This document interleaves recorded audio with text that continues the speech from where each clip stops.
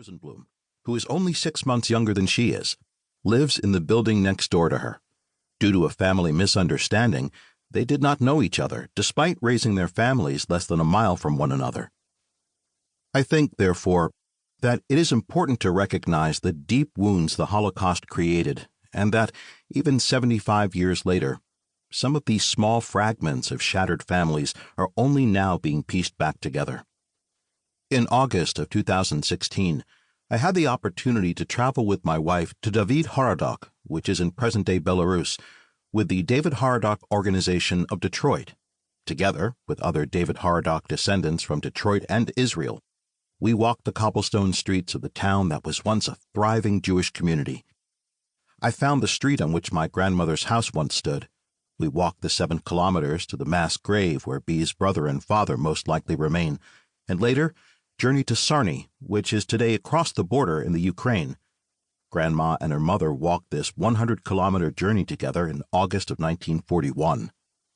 There, on the outskirts of town, are 3 large mounds of earth, the 3 mass graves in which nearly 18,000 Jews were murdered during the liquidation of the Sarny ghetto.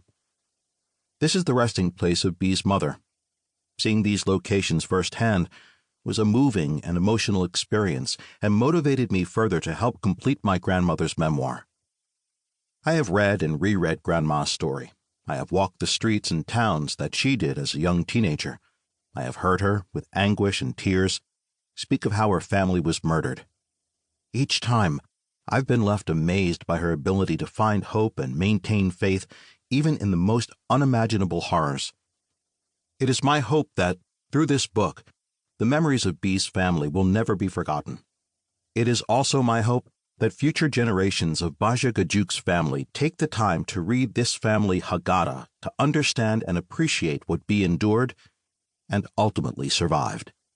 David Salama, April 2018. Introduction. If Hitler would have had his way, the family I have today, my 3 daughters, my 10 grandchildren, and my 17 great-grandchildren, wouldn't exist. I would have died in the Holocaust with millions of other Jews, possibly nameless and forgotten among the awful horrors of war and mass genocide. I might have been one of those 6 million faceless victims the Jews light candles for in memory of, or in one of those mass graves people are still digging up across Europe. Perhaps I would have been one of the more than 4,000 Jews killed in my hometown of David-Horodok. This is a frightening, painful thought, and one that has haunted me for years. Many times, I myself don't believe that what I went through happened. It's as if it happened to someone else, or didn't come to pass at all. If someone were to tell me all this, what really happened to me, I probably wouldn't believe it. It's a nightmare. It's unreal. It's absolutely unreal. I will not begin this account of my life by saying that I've forgiven and forgotten. I won't lie and say that the Holocaust is a distant memory in a far-off place, because, for me, it isn't. It's unforgivable that, in the 20th century, civilized people did something like this.